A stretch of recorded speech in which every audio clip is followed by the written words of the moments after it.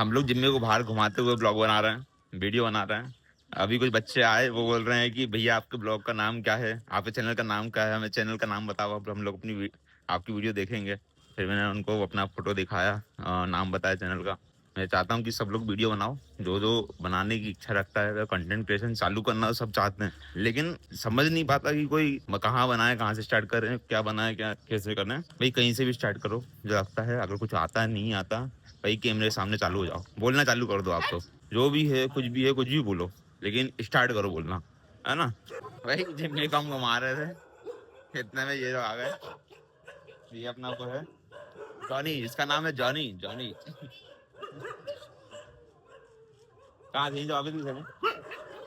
चलो चलो चलो जिम्मी, यहाँ पे गैंग ज्यादा बड़ी है। और भाई वीडियो ये हमारी बनाने जिम्मी ना आज घूमने जा रही थी वहां पर, इस गली के डुगली बिल्कुल भी आने नहीं देते हैं। ये देख लो, ये झोनी बगल से आ रहा है।